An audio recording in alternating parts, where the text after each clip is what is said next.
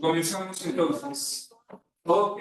Estamos comprendiendo un evento geopolítico de la última fase de la Guerra Fría, al que hemos titulado Trampa Afgana, sin que sepamos exactamente por qué le llamamos Trampa Afgana. Podría llamarse sencillamente la invasión soviética de Afganistán.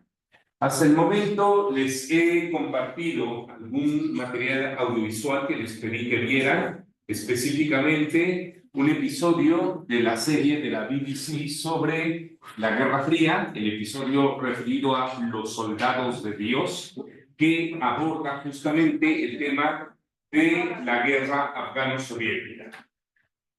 Y hemos trabajado, y bueno, también les compartí, les pedí que hicieran el esfuerzo de ver la película Charlie Wilson War, aunque no está gratuita en este momento, entonces tendrían que verla a través de una plataforma de pago. Espero que hayan tenido la oportunidad de verla, espero que ahorita retomemos una parte final de la película, ¿de acuerdo? Hemos hablado de una evolución histórica de Afganistán, uno de los países más aislados, más enigmáticos y con una de las geografías más complicadas que hay en el mundo, y explicábamos por qué razón Afganistán ha sido considerado un cementerio de imperios. En 1849 allí cayó derrotado el Imperio Británico. En 1989 se retiró humillada la Unión Soviética y en 2021 se retiró Estados Unidos de una forma muy poco digna. Entonces, no es que los afganos en sí mismos tengan la capacidad militar para derrotar a tres imperios, sino que la geografía de Afganistán, la cultura, las condiciones de vida de los afganos han hecho prácticamente imposible que ningún imperio domine ese territorio. Explicamos algo de la evolución histórica de Afganistán durante el siglo XX, cómo un partido comunista llegó al poder en Afganistán, la forma en que hubo una reacción islámica a los intentos de reforma socialista de los líderes Mohamed Nur Taraki y Hafizullah Amin, cómo se dio un proceso de competencia en el liderazgo del Partido Comunista que concluyó cuando, después de que Taraki viajara a Moscú a pedir ayuda a Brezhnev y al Politburó de la Unión Soviética, Hafizullah Amin, al regresar Taraki a Kabul, lo asesinó y tomó el poder en Afganistán, lo que provocó la invasión soviética el 25 de diciembre de 1979. Señalamos, y esto es importante que lo tengan presente, que la invasión soviética a Afganistán se produjo en el momento final, pero no se sabía que era el momento final, por supuesto, en el momento final de un periodo de la Guerra Fría conocido como la distensión, el relajamiento de la Guerra Fría. Esta expresión en francés hace referencia a un periodo histórico entre 1972 y 1980 en que la Guerra Fría tuvo un momento de pausa, de relajamiento, de acercamiento entre Estados Unidos y la Unión Soviética, que había sido consecuencia de la estrategia de jugar a tres bandas que llevó a cabo Henry Kissinger, asesorando al expresidente Richard Nixon, cuando se tomó la decisión de que Estados Unidos se acercara a China. Algo que ustedes conocen porque leyeron un capítulo del libro de diplomacia de Henry Kissinger, ¿verdad? Okay. Muy bien, entonces, esta distensión había permitido que comenzaran pláticas para la limitación de armamentos estratégicos. Estas conversaciones llevadas a cabo en Viena eran la segunda etapa de un proceso de negociación para limitación de armamentos. Y entonces parecía un buen momento de la relación entre la Unión Soviética y Estados Unidos, que sin embargo llegó a su fin con la invasión soviética a Afganistán el 25 de diciembre de 1979. Hicimos referencia también a la doctrina Carter, enunciada el 23 de enero de 1980, cuando Carter lanzó la advertencia de que Estados Unidos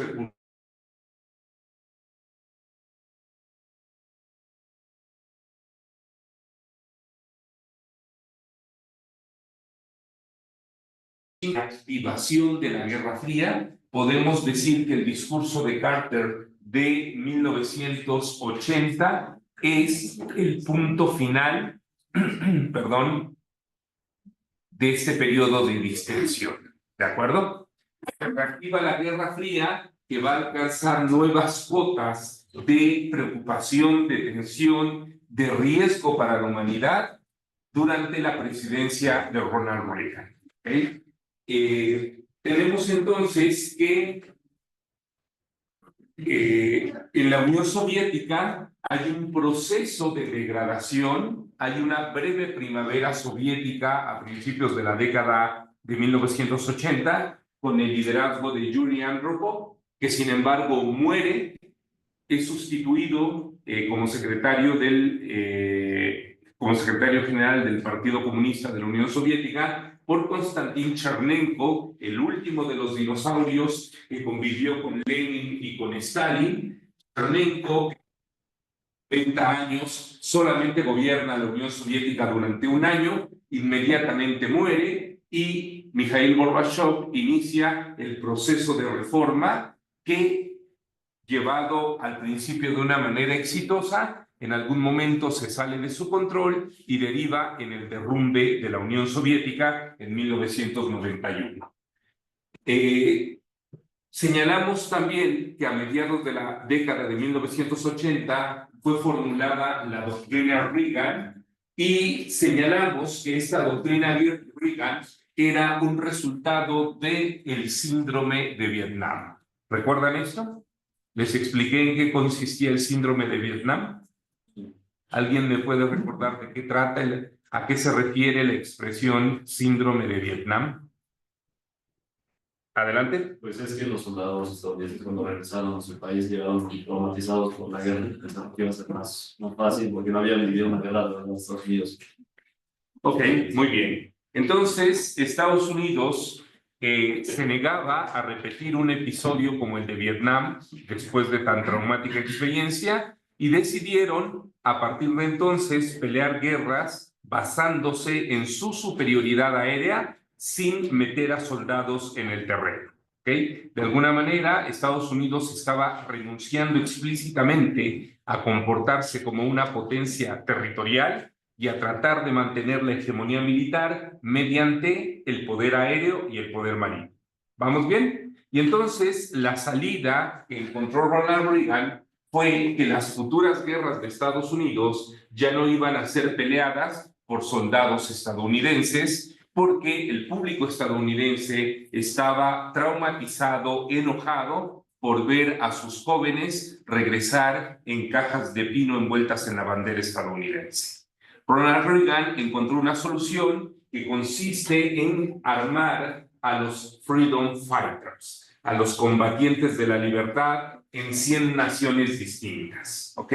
¿Y qué incluye a estos Freedom Fighters? Puede incluir a los paramilitares de extrema derecha de Sudáfrica para la guerra en Angola, puede incluir a la contra nicaragüense que combatió a los sandinistas en Nicaragua, también a principios de la década de 1980, o puede incluir a los mujahidines, los radicales islámicos de Afganistán.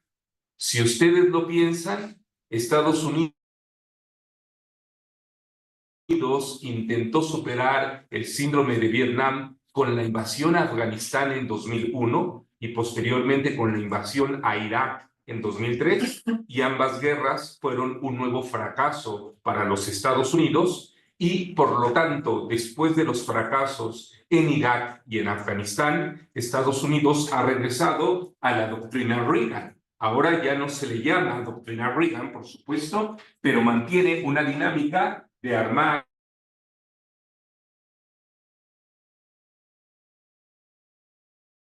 ¿Okay? En el caso de la guerra de Siria, la guerra civil en Siria, Estados Unidos tuvo una intervención militar directa mínima. la forma en que Estados Unidos participó en la guerra civil de Siria entre 2011 y hasta su finalización en diciembre del año pasado, consistió en apoyar a diversas facciones militares opositoras al régimen de Bashar al-Assad. En el caso del derrocamiento de Gaddafi en Libia, también tras la primavera árabe, Estados Unidos no envió un solo soldado a Libia, al contrario, convenció a sus aliados de la OTAN para que la OTAN enviara fuerzas francesas y para que se contrataran a mercenarios, pero que no fueran soldados estadounidenses los que pelearan contra contra el ejército de Gaddafi. Y en el caso más reciente, que es el de Ucrania, Estados Unidos ha recurrido a una guerra proxy, armando al ejército ucraniano, pero evitando a toda costa la participación directa de soldados estadounidenses en la guerra contra Rusia. De esta manera, podemos decir que pese a los intentos de las invasiones a Irak en 2003 y Afganistán en 2001, el síndrome Vietnam no ha sido superado por los Estados Unidos. ¿Okay? La doctrina Reagan sigue vigente en los Estados Unidos.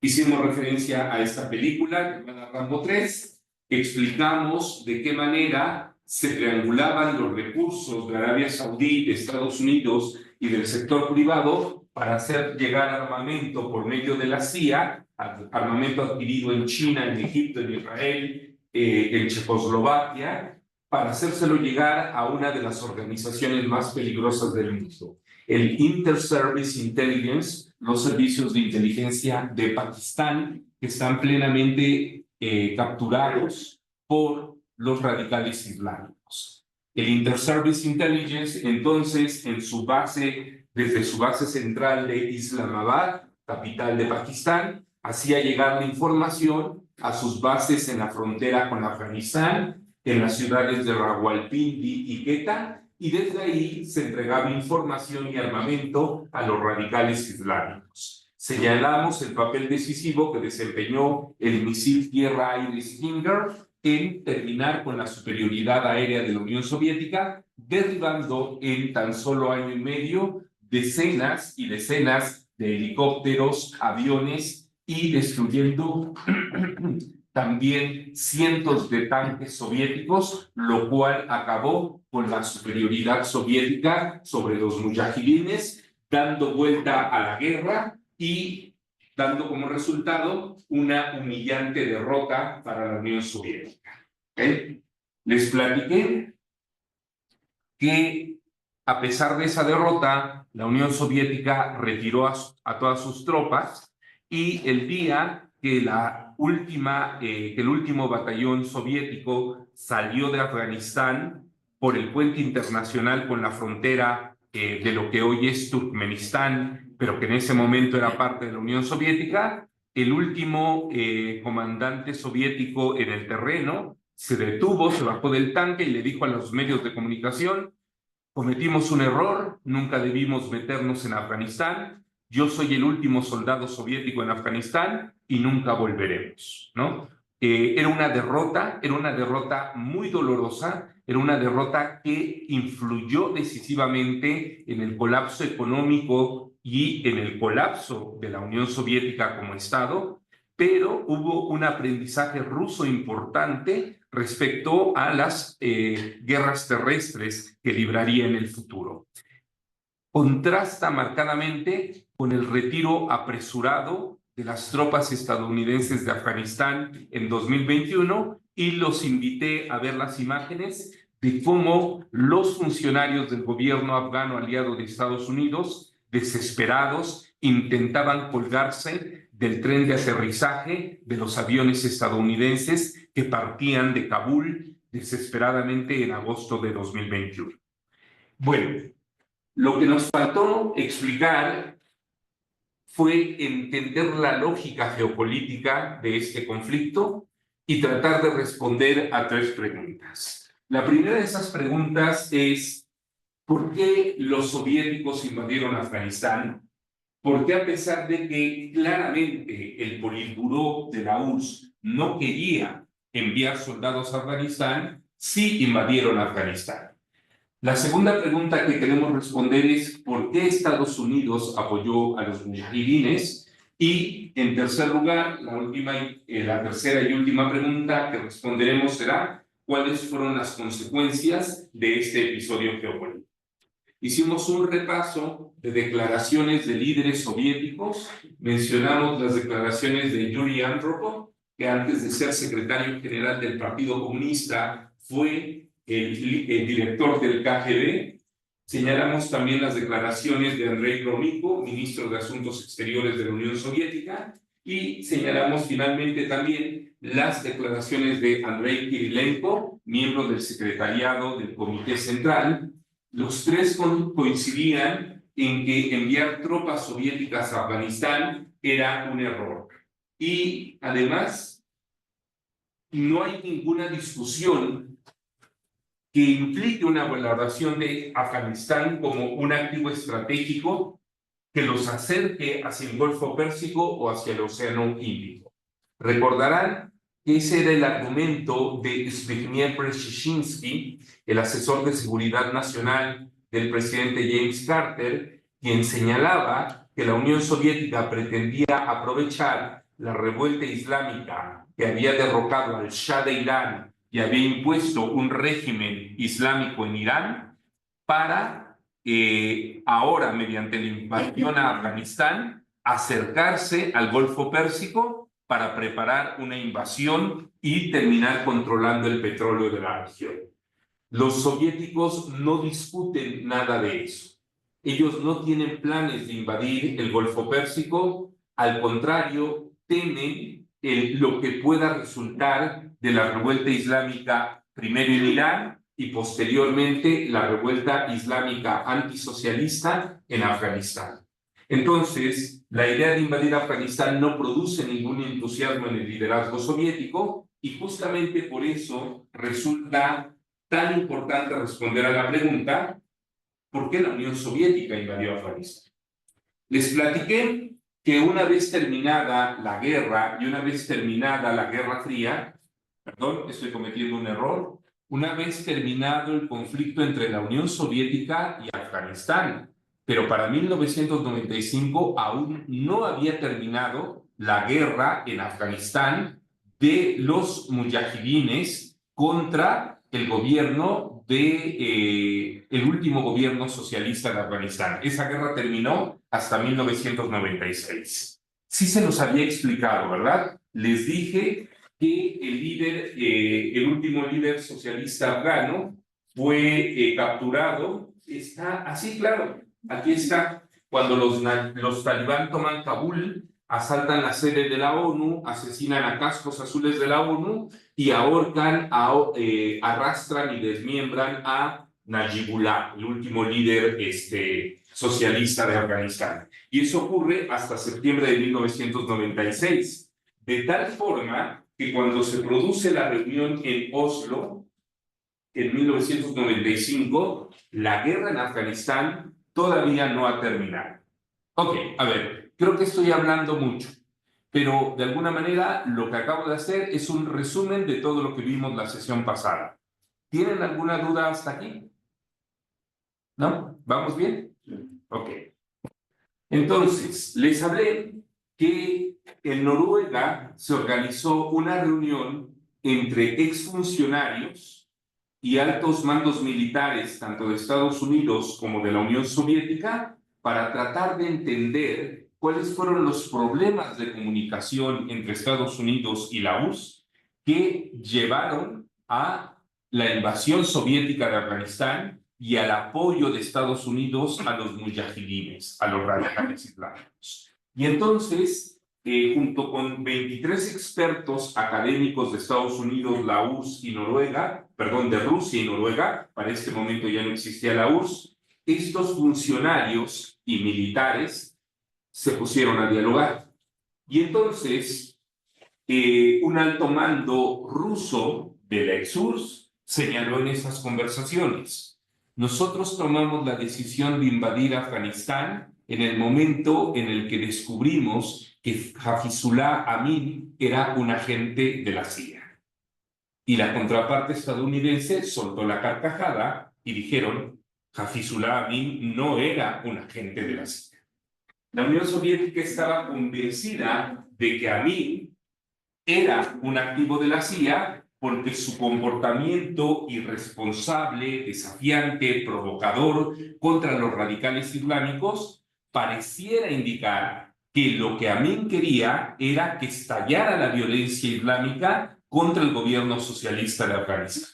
A pesar de las recomendaciones soviéticas de que una cultura, un pueblo como el afgano, no podría asimilar un programa económico y político socialista, que tendría que ser paulatino, que tendría que ser reformista, que tendría que ser negociado, Amin insistió en implantar el comunismo de línea dura, alegando que Stalin lo hubiera hecho de esa manera.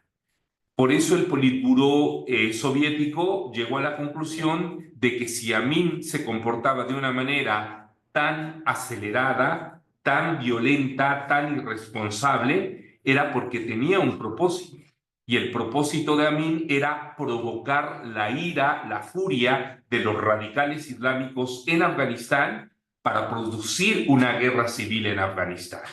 ¿Por qué razón tendría interés Hafizullah Amin en hacer esto? Solo hay una respuesta, pensaban los soviéticos, es un agente de la CIA. La CIA ha entrenado a un pseudocomunista para que se infiltre en Afganistán y produzca una guerra. Bueno, demos un paso más con esta teoría conspirativa soviética. Estamos de acuerdo que es una teoría conspirativa, ¿ok? Los soviéticos no solo piensan que Hafizullah Amin es un agente de la CIA, y hay algunos indicadores que lo señalan. Cuando Taraki viaja a Moscú a pedir ayuda a los soviéticos, Hafizullah Amin concede una entrevista a un diario estadounidense y dice que para derrotar a los islámicos, Hafizullah Amin está dispuesto a pedir ayuda a la URSS y que si la URSS no le da ayuda, va a pedir ayuda a los Estados Unidos. ¿Se entiende? Ese comportamiento de Amin hacía creer a los soviéticos que efectivamente era un agente de la CIA. ¿Por qué los soviéticos se preocupaban tanto de una potencial revolución islámica en Irán? Perdón, en Afganistán. Justamente porque en febrero de 1979 ya se había producido la revolución islámica en Irán y ahora, en el curso de 1979, sobre todo con las revueltas en Irak de febrero del 79 y en los meses subsiguientes, si estallaba una revuelta islámica en Afganistán, ¿qué podría impedir que esa revuelta islámica se extendiera a los territorios de Asia Central? Lo que ustedes ven en el mapa es el Mar Caspio, la frontera de la Unión Soviética. Todos estos territorios pertenecían a la URSS, hoy son estados independientes. Hoy son Kazajstán, Kirguistán, Tayikistán, Uzbekistán, Turkmenistán, ¿ok? Pero lo que el mapa quiere destacar, y es una suerte que haya encontrado un mapa de 1979, es el porcentaje de población islámica en los territorios de la antigua Unión Soviética. ¿Se entiende? Y ustedes pueden ver cómo algunos territorios de Siberia Central tienen entre un 5 y un 15%, perdón, entre un 5 y un 10% de población islámica, pero hay regiones de Asia Central, pensemos en lugares como las regiones más orientales de Uzbekistán y Turkmenistán, o la frontera directa con Afganistán en Tayikistán, en donde más del 90 y hasta el 100% de la población es islámica. La Unión Soviética, pese a todo lo que se ha dicho, nunca impuso por la fuerza que la población abandonara su religión. De hecho, especialmente con los islámicos, la Unión Soviética fue muy cuidadosa. ¿Por qué? Porque si son millones de personas creyentes de Alá y se les impone por la fuerza que Dios no existe y que lo que tienen que hacer es leer el manifiesto comunista de Marx y Engels o las obras de Lenin, es evidente que va a haber una reacción de parte de esa población. Los soviéticos habían respetado las creencias de las poblaciones musulmanas de Asia Central y les preocupaba que, impulsados por la revolución islámica en Irán y una revuelta islámica en Afganistán, esa revolución islámica se extendiera al interior de las fronteras de la Unión Soviética. Quiero que se den cuenta de la ironía de la historia.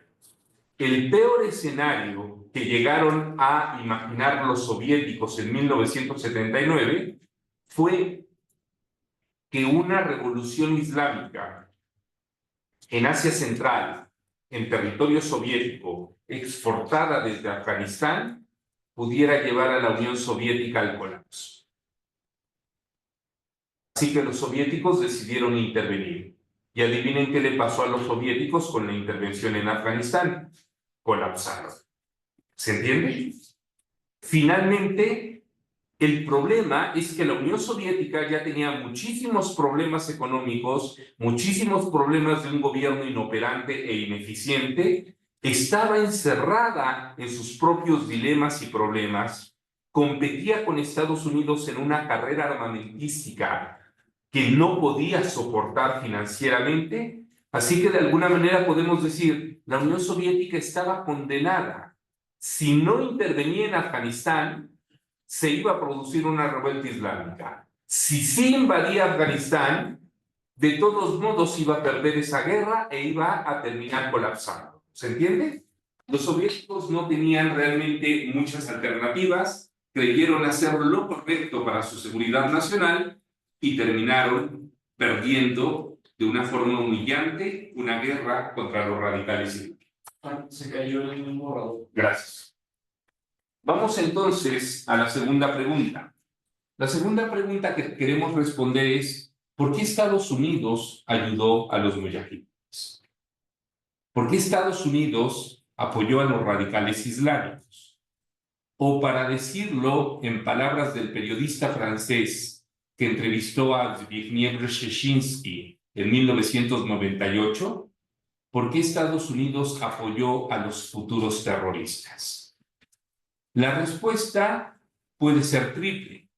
Lo primero es... Esperen, creo que... ya, perdón. Tenemos tres posibles respuestas a esta pregunta. ¿Por qué Estados Unidos ayudó a los mujahidines?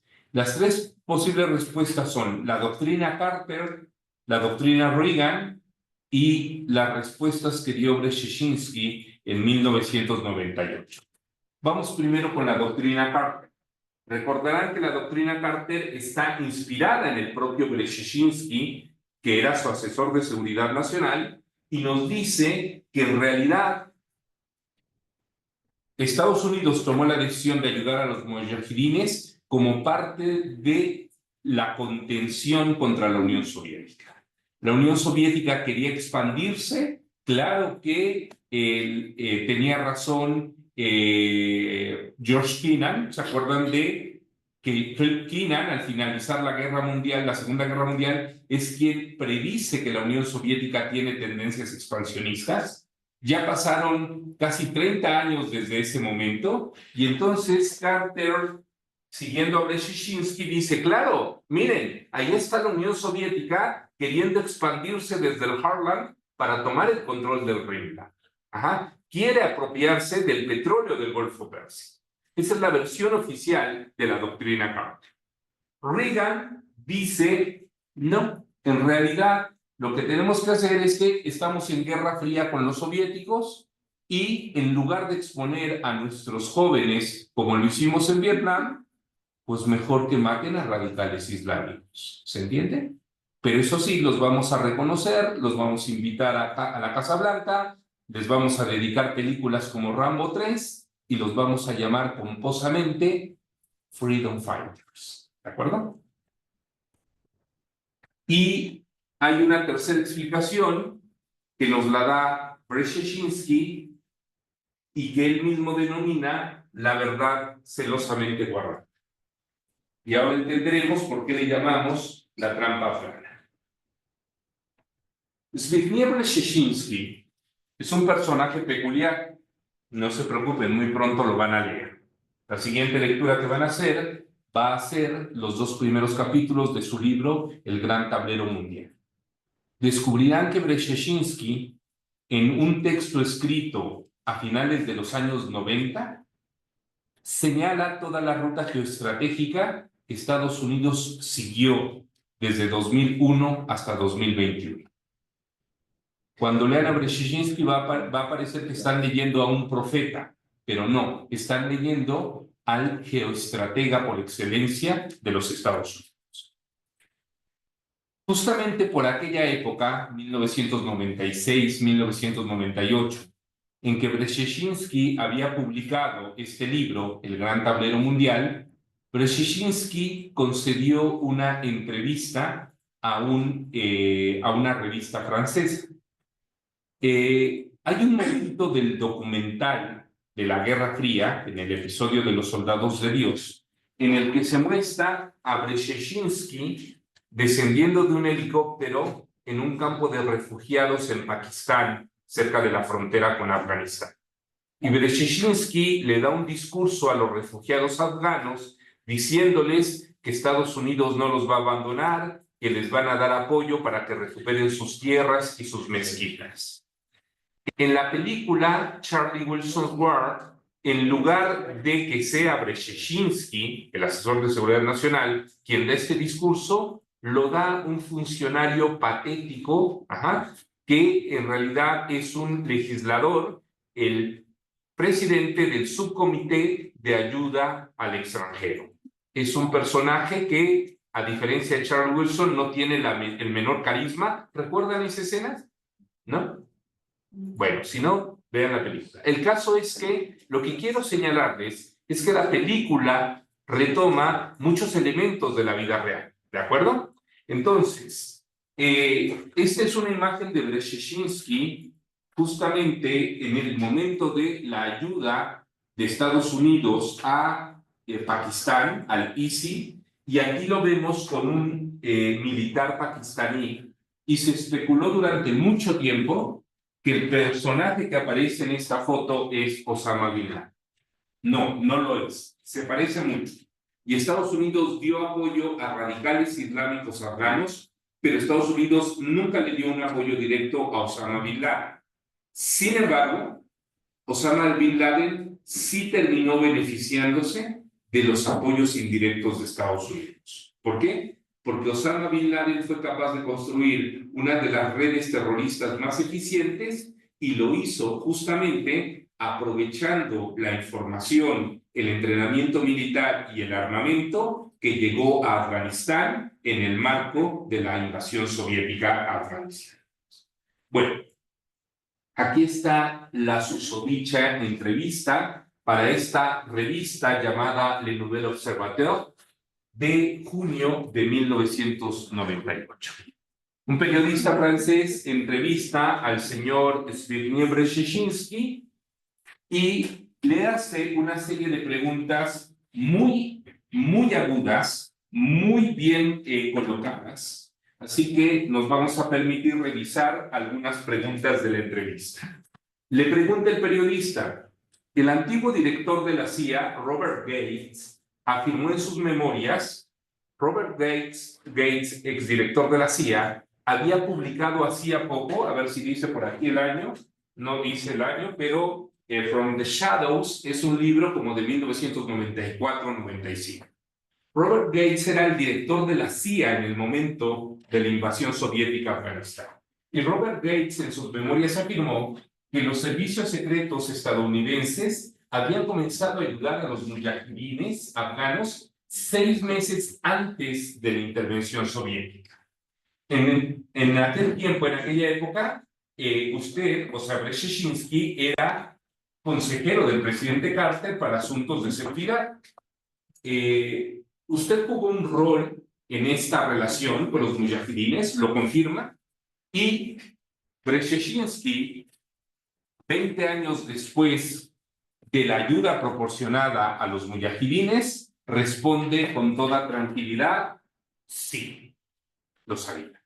Según la versión oficial de la historia, la ayuda de la CIA a los muyahidines comenzó en 1980, es decir, después de que el ejército soviético hubo invadido Afganistán el 24 de diciembre de 1979. Pero la realidad guardada secretamente hasta el presente es completamente otra. En efecto, el 3 de julio de 1979, el presidente Carter firmó la primera directiva sobre asistencia clandestina a los opositores del régimen prosoviético de Kabul. Mucho antes de que los soviéticos invadieran Afganistán en diciembre, ya se estaba proporcionando ayuda a los radicales islámicos. ¿Qué importancia puede tener esto? La importancia es la siguiente. Estados Unidos no ayudó a los radicales islámicos porque la Unión Soviética intervino. La Unión Soviética intervino porque Estados Unidos ayudó a los radicales islámicos. Y entonces, continúa Brzezinski, ese día le escribí una nota al presidente en la cual le explicaba que esta ayuda obligaría a una intervención militar de los soviéticos. Esa ayuda se hizo como un riesgo calculado.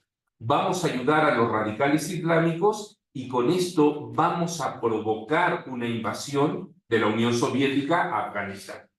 Entonces, pregunta el periodista, a pesar de este riesgo, a pesar de esta operación encubierta,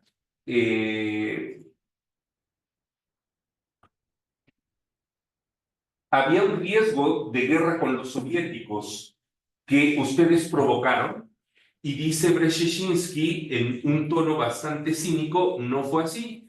Nosotros no obligamos a los rusos a intervenir, pero incrementamos la probabilidad de que lo hicieran. Es obvio que no podían obligar a los soviéticos a intervenir, pero si están fomentando ayuda a radicales islámicos en su frontera, es bastante evidente que la posible respuesta soviética sea la invasión. Dice el periodista, a pesar de que los soviéticos han justificado su intervención afirmando que luchaban contra la injerencia secreta de Estados Unidos en Afganistán, nadie les creyó, a pesar de haber un fondo de verdad. ¿Se arrepiente hoy en día? Le pregunta el periodista Brzezinski, y responde Brzezinski, ¿arrepentirme de qué? Esta operación secreta fue una idea excelente, ¿no? Ella provocó efectivamente que los rusos cayeran en la trampa afgana. ¿De qué quiere que me arrepienta? Hoy en día, el día que los soviéticos cruzaron oficialmente la frontera, le escribí al presidente Carter diciéndole, ahora tenemos la ocasión, la oportunidad de dar a la URSS su guerra de Vietnam. Esto es la trampa afgana. La operación de ayuda clandestina a los muyahidines es la venganza de Estados Unidos contra la URSS por la guerra de Vietnam. Si Estados Unidos se desangró peleando contra la guerrilla vietnamita y tuvo que retirarse humillado de Vietnam el ejército estadounidense, tan traumado que provocó el síndrome de Vietnam, ahora Estados Unidos tenía la oportunidad de meter a la Unión Soviética en una trampa, pelear contra radicales islámicos, desangrarse, retirarse humillados, y en esta ocasión los rusos no quedaron con síndrome de Vietnam, que sería un síndrome de Afganistán. No, la Unión Soviética colapsó. ¿Se entiende? Finalmente, esta es la parte que más me agrada. ¿Se arrepiente de haber favorecido el integrismo islámico, de haber dado armas, asesoría a los futuros terroristas? Y responde Brzezinski, ¿qué es más importante para la historia del mundo? ¿Los talibán o la caída del Imperio Soviético? ¿Algunos islamistas exaltados o la liberación de Europa Central y el fin de la Guerra Fría? Entonces, dice Brzezinski, no me arrepiento, logramos el derrumbe de la URSS. Y claro, por ahí quedaron algunos radicales islámicos armados y exaltados, pero eso no es problema porque no es relevante para la historia. Lo relevante para la historia es la derrota de la Unión Soviética en la Guerra Fría. Y ahora quiero que vean el guión, el screenplay de la película Charlie Wilson World. Por eso les digo que es una gran película. El guionista, de hecho la película está inspirada en un libro, está basada en un libro, pero el adaptador es realmente agudo y se puso a hacer la tarea en serio, recopilando hechos y datos históricos, ¿no? Entonces, recordarán, lo que no tiene caso que recuerden, mejor lo vemos, ¿no? Déjenme ver si nos da tiempo. Creo que sí. Bueno, les puse un momento de esta escena. ¿No la recuerdan? ¿No? ¿No llegamos ahí? No. Ok, a ver, un momento.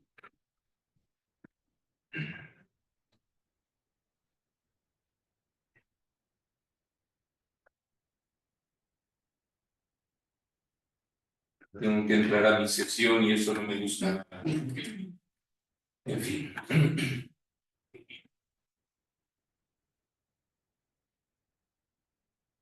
Bueno, es frecuente que entre los profesores.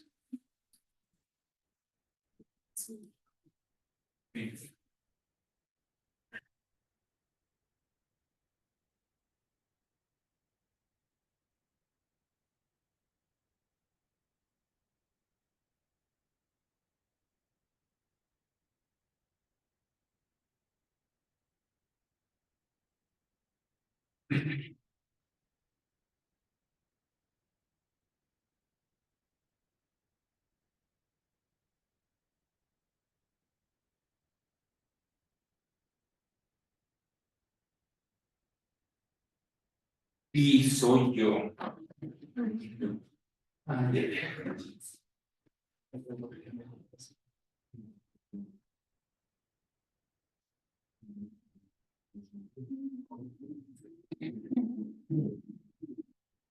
Justo aquí nos quedamos. Ok, voy a dejar de compartir un momento para compartir con sonido para los que están en Zoom. Ok, okay, veamos este.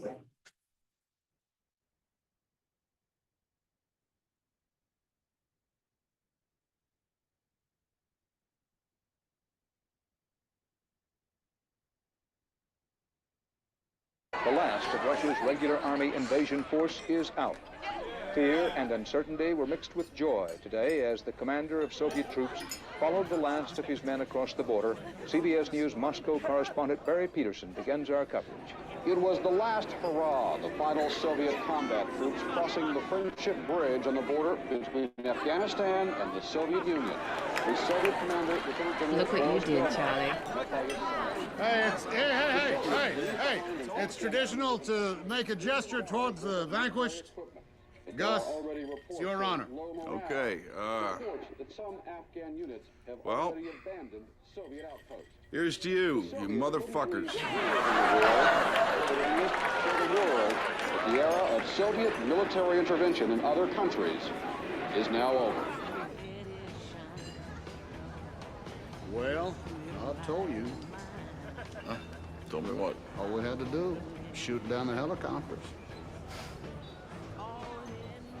Listen, not for nothing, but do you know the story about the Zen master and the little boy? Oh, is this something from Nitsa, the Greek witch of Aqualippa, Pennsylvania? Yeah, as a matter of fact, it is.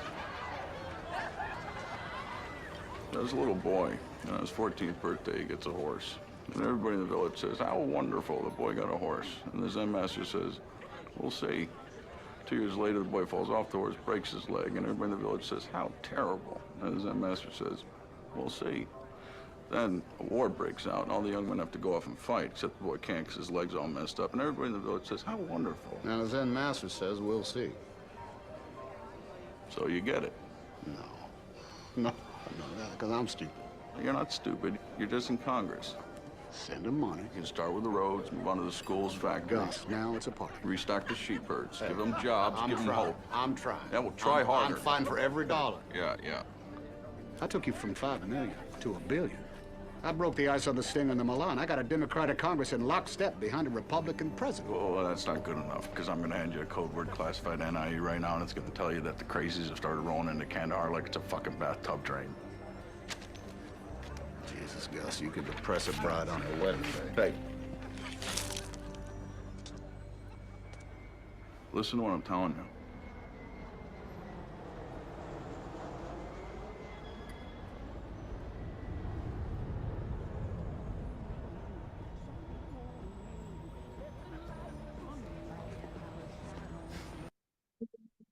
Quiero evaluar su capacidad para ver si alguien descubrió, detectó el detalle más importante de este diálogo. Ni siquiera está dentro del diálogo, está en el entorno. ¿El ruido? Ajá, ¿de qué es el ruido? O no sé, yo creo que Es de un avión. ¿Se entiende? ¿Qué están sugiriendo? Bueno, a ver, entendamos primero que nada el diálogo. Ya, derrotaron a los soviéticos, la trampa afgana fue todo un éxito, y entonces Ghost, el agente de la CIA, intenta convencer, concientizar al congresista Charlie Wilson que esto no ha terminado, que una cosa es darle ayuda a los afganos para derrotar a los soviéticos, pero ahora que han ganado la guerra, los afganos necesitan escuelas, hospitales, rebaños de ovejas, educación para sus hijos, ¿no? No puede simplemente haberlos armado, haberles enseñado a pelear, haberles enseñado a derribar aviones, haberles enseñado a combatir a una superpotencia y luego olvidarte de ellos, ¿no? Y el congresista quiere celebrar, ganaron, todo fue un éxito. Y Ghost Arrakotos, el agente de la CIA, dice: no, mira este informe. Los radicales islámicos se están concentrando en Kandahar, están armados, tienen entrenamiento militar, están gritando consignas contra Occidente, contra América, no es solo contra los soviéticos, ¿no? Entonces la respuesta banal del congresista es: deprimirías a una novia en el día de su boda, ¿okay? Y entonces le cuenta una anécdota sobre el maestro Zen que evalúa las cosas siempre de una manera aparentemente simplista, pero profundamente sabia. El will see, ya veremos, significa esto no termina hasta que termina. ¿Se entiende? Esto es una reflexión filosófica, bueno, no lo es, lo intenta Ghost Arrakotos, intenta que Charlie Wilson pase de el mero pragmatismo de una operación encubierta a una reflexión filosófica sobre las consecuencias de ejercer el poder. De eso se trata esto. Como les he insistido en la clase, parafraseando a John Maynard Keynes, en geopolítica se puede hacer casi cualquier cosa menos evitar las consecuencias. ¿Okay?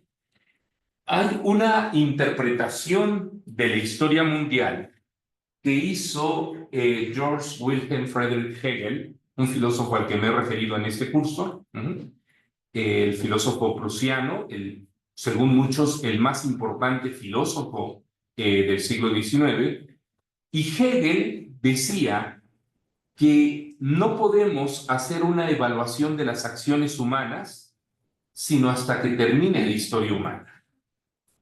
Lo que Hegel decía, y hay que ser un filósofo profundo para entenderlo, para poder llegar a una reflexión de este tipo, es que los actos humanos no pueden ser evaluados en lo inmediato como buenos o malos. ¿Se entiende? Nosotros estamos demasiado habituados a pensar que las acciones o son buenas o son malas, ¿ok? Y de hecho, pareciera ser que si nosotros realizamos acciones que consideramos buenas, nuestra conciencia está tranquila y asumimos que estamos actuando éticamente. Pero ¿sobre qué criterio evaluamos que nuestra acción es buena? ¿O cuándo pensamos que nuestra acción es mala? Nos han enseñado que nuestra acción es mala cuando nuestra conciencia nos da la intuición de que algo no está bien. ¿Okay? Pero en realidad no podemos saberlo plenamente. ¿Por qué? Porque las acciones tienen consecuencias. Así que la bondad o la maldad de los actos humanos no depende de la acción humana en sí, depende de las consecuencias de esa acción. ¿Me vienen siguiendo? Ahora bien, lo verdaderamente difícil está aquí. ¿En dónde terminan las consecuencias de los actos? No lo sabemos. A eso se refería Hegel cuando decía que la historia estaba abierta y que solo podríamos saber si los actos son buenos o son malos hasta el final de la historia humana. Historia mundial, juicio final, decía Hegel. ¿Se dan cuenta de lo impactante que es eso? La humanidad vive en la incertidumbre permanente. Nunca sabremos si lo que hacemos cotidianamente es bueno o es malo, ¿ok? Porque las consecuencias siguen y siguen. Uno quisiera que ya terminaran, pero en la realidad las consecuencias nunca terminan. ¿Entiende?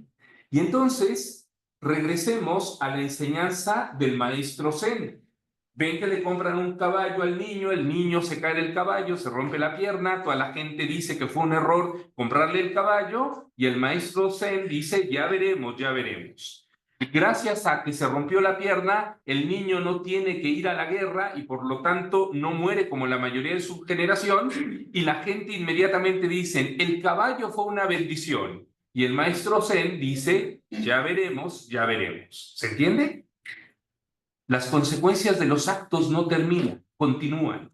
Y entonces Ghost pretende hacerle entender a Charlie Wilson que las consecuencias no han terminado, ¿okay? Que tienen que poner atención a lo que hicieron, que hacer una operación encubierta y meter a los soviéticos en una trampa es algo relativamente fácil.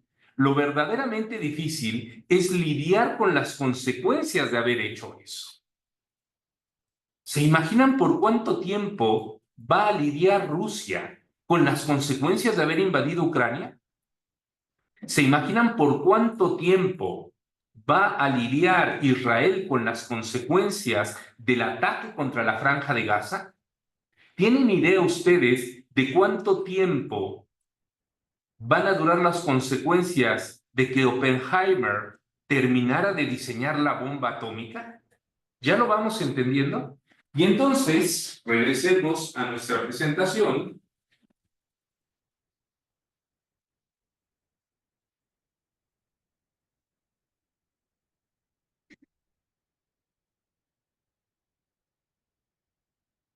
Y en el screenplay de la película, Ghost dice, sí, lo creo. De hecho, creo que deberíamos haberles dicho a los radicales islámicos, seguro, te daré las armas, pero primero tienes que construir escuelas, ¿no? Vamos a aplicarle a tus chicos, a tus adolescentes de 14 años, un examen general de historia y de ciencia, y cuando lo aprueben, les daremos las balas. ¿Entienden? O sea, idealistamente eso tendría que haber hecho. Estados Unidos debió preguntarse, ¿a quién le estoy dando armas? ¿Ok? Y entonces, Charlie pregunta, ¿qué es más importante para la historia del mundo? ¿Algunos musulmanes exaltados o la liberación de Europa Central y el fin de la Guerra Fría? ¿Se dan cuenta de la brillantez del guión? Parece que lo dice Charlie, pero lo dijo Brzezinski. ¿Ok? Y entonces, dice Ghost que hay cosas, hay una cosa que son las consecuencias no deseadas, las consecuencias no intencionales. Ese concepto es uno de los más importantes para entender la dinámica geopolítica del mundo. Consecuencias no intencionales. Todos los actos tienen consecuencias no intencionales. ¿Ok? Y entonces, pues hicimos tonterías, ¿no? Y dice Charlie, no, no las hicimos. Y entonces Gus le lee un fragmento del informe que dice, llegará el día cuando gobernaremos sobre América. Tiene comillas, ¿se dan cuenta? Es como si lo estuviera diciendo Osama Bin Laden. Solo que ahora lo tiene, solo que ahora esos radicales islámicos están armados y entrenados por el propio Estados Unidos. Y en eso, bueno, Charlie solamente responde, ese tipo está loco. Quiero que se den cuenta que esto ya no está incluido en la versión final de la película, pero es parte del guión original. ¿Y cómo cierra ese diálogo? Con el sonido del avión en el aire. Así que ya veremos, significa ya veremos. Y lo que vamos a hacer a partir de ahora en lo que nos queda del curso es tratar de comprender cómo Estados Unidos reaccionó a los ataques del 11 de septiembre y cómo esa reacción de Estados Unidos, que siguiendo a Brzezinski le vamos a llamar la geoestrategia de Estados Unidos, nos ha llevado al momento actual en el que Estados Unidos está abiertamente en un proceso de decadencia, porque justamente la principal consecuencia, la más importante consecuencia de los atentados terroristas del 11 de septiembre no fueron los 2.500 muertos de ese día, no fueron los cientos de miles o millones de muertos de las guerras que emprendió Estados Unidos después de esos atentados. Hubo una consecuencia aún mayor, que fue que como respuesta a la guerra contra el terrorismo que emprendió Estados Unidos a partir de 2001, esa guerra contra el terrorismo arrojó a Rusia a los brazos de China y arrojó a China a los brazos de Rusia, y a partir de entonces construyeron una alianza destinada a destruir la hegemonía de los Estados Unidos. Y esa es la situación en la que nos encontramos en este momento. ¿Vale? Bueno, lo dejamos aquí. Nos vemos al rato en los eventos. ¿Vale? Esto